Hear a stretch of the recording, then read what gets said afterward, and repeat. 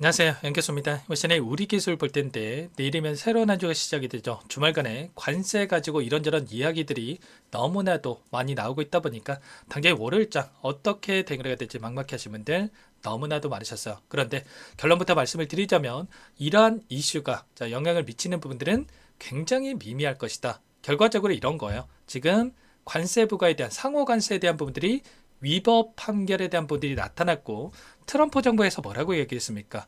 무역법 122조를 근거로 해서 10% 관세 부과에 대한 행정명령을 곧바로 시행을 했다. 그래서 24일부터 효력이 진행이 될 거고 최대 150일 동안의 유지가 가능하다라고 또 이야기가 있었죠. 그리고 개별적인 상품에 대해서 또 관세 부과가 이루어질 수 있는 부분들이 있기 때문에 지금 15%에 대한 그리고 또 뭐 25%에 있어서 지금 상호 관세에 대한 부분들이 있었다고 한다면 이러한 부분들에 있어서 큰 변화는 없을 것이다. 이렇게 우리가 체크해 볼 수가 있다는 겁니다. 그러면 결과적으로 이러한 이슈들보다 또 우리 기술이 가지고 있는 모멘텀과 그동안의 물량을 장악했던 주체들의 물량 변화가 어떻게 나타나고 있는지를 파악을 하면서 우리가 대응에 대한 부분들을 미리 준비하고 끌고 갈 필요가 있다는 겁니다. 우리 기술 같은 경우는 결국에는 제가 여러 차례 말씀을 드렸다시피 이 공매도 물량에 대한 변동성에 따라서 엄청난 이 변동성 안에서 대응을 해갈 필요가 있다는 거고, 두 번째로는 전환사채 물량에 대한 부분들 일정에 따른 변동성이 더 크게 나타날 수 있다고 말씀을 드렸습니다. 최소한 이 두 가지 포인트에 대한 부분들만 우리가 잘 안다고 하더라도 실수하지 않고 수익을 극대화해 갈 수 있는 부분들이 가능하기 때문에 오늘 이 두 가지 포인트를 가지고 영상을 토대로 해서 여러분께 말씀을 드릴 테니까 보시고 여러분들만의 기준과 원칙을 좀 확실하게 세워가는 그런 시간이 되셨으면 좋겠습니다. 우선적으로 지난 금요일장에서 엄청난 상승을 만들었다가 물론 윗꼬리가 조금 달리긴 했지만 신고가 영역에서 마감을 했죠. 프로그램을 통한 흐름을 봤을 때 176만 주가량의 물량이 들어오면서 마감을 했다. 최근에 945만 주가량의 물량을 집어넣으면서 상한가를 기록했다가 또다시 이 프로그램을 통한 물량 이탈에 대한 부분이 나타나다 보니까 하락 변동성이 나타났다가 이번에는 176만 주가량의 물량을 다시 한번 집어넣으면서 주가를 끌어올리는 이런 움직임이 있었습니다. 근데 이런 변동성을 만들고 있는 이 특정 창구들이 있죠. 바로 JP모건과 이 골드만삭스 이 두 개 창구에서 물량을 샀다 팔았다를 반복하면서 이런 변동성을 만들고 있습니다. 특히나 이 JP모건 어때요? 엄청난 물량을 집어넣으면서 상한가를 기록했다가 이들의 물량이 이탈하면서 단기적인 조정을 만들었다가 또다시 물량을 집어넣으면서 주가 급등을 만들어내는 패턴들. 골드만삭스도 마찬가지였죠. 물량을 집어넣으면서 상한가와 그리고 물량 이탈 안에서 조정 구간과 다시 한번 물량을 집어넣으면서 주가 급등. 이런 패턴에 대한 움직임을 의도적으로 만들고 가고 있었다는 겁니다. 근데 이 물량의 특성이 결국은 이 공매도 대량 보유자의 이름을 올리고 있는 이 창구에서 이렇게 물량을 샀다 팔았다를 반복하는 이러한 움직임을 가져가고 있었다는 거야. 그 가운데서 이러한 부분들을 잠깐만 확인해 보면 잠시만요.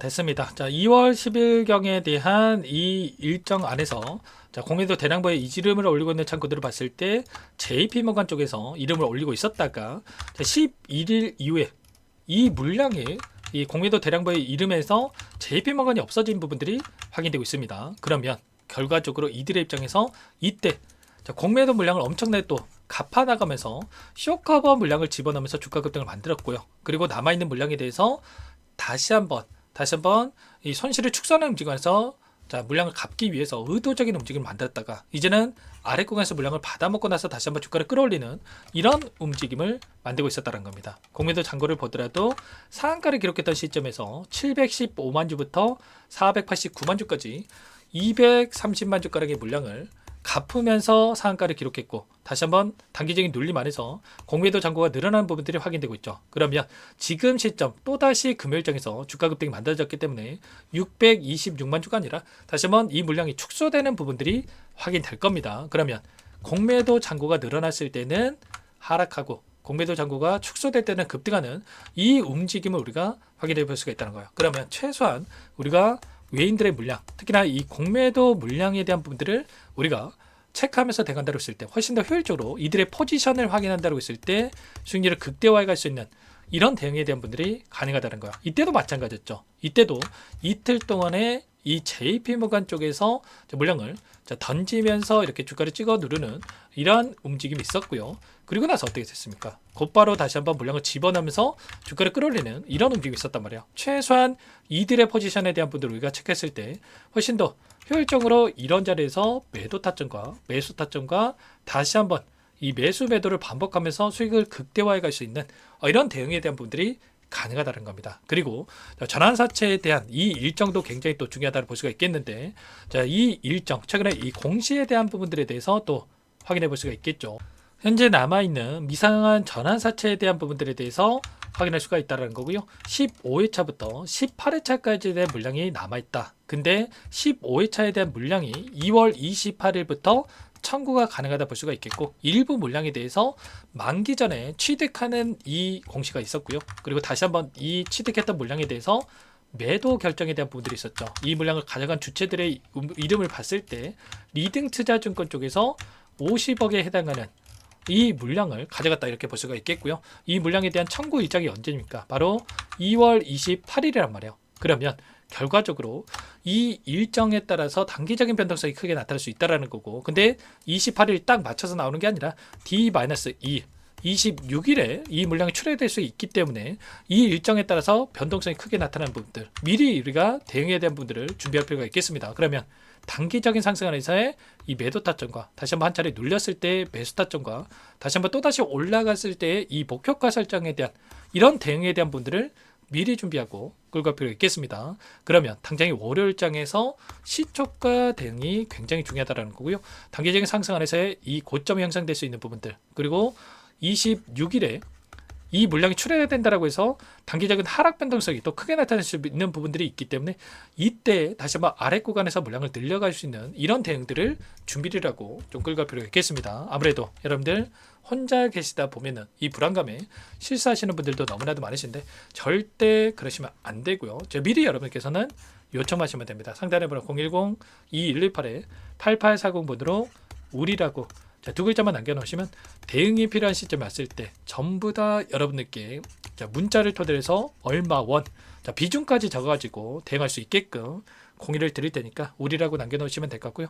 제가 매일같이 체크를 하고 외인들의 포지션과 이 공매도 물량에 대한 부분들을 체크하고 나서 공유를 드리고 있고, 장마감 이후에 자료까지 여러분들께 만들어가지고 문자로 공유를 드리고 있으니까 우리라고 남겨놓고 나서 이런 부분들까지도 공유받고 나서 함께 대응을 해가 보시기 바라겠습니다. 아시겠죠? 지금 손 놓고 있을 때 절대 아니고요. 금요일장에서 이렇게 올라갔다라고 해서 계속해서 올라간다 이런 생각할 때는 아니라는 거예요. 단기적인 고점에 대한 이 시그널, 고점에 대한 시그널이 나타났을 때 언제라도 우리가 매도할 수 있는 부분들을 준비하고 있어야 된다. 그리고 아직까지 물량을 늘려가지 못하신 분들은 눌렸을 때 그때 우리가 매수를 해도 늦지 않는 이런 부분들이 있기 때문에 이때 또 맞춰가지고 대응에 대한 부분들이 필요하다 이렇게 볼 수가 있겠습니다. 그래서 제가 이런 부분들 체크하면서 여러분께 함께 공유를 드릴 테니까 미리 준비를 해 가보시면 될 것 같고요.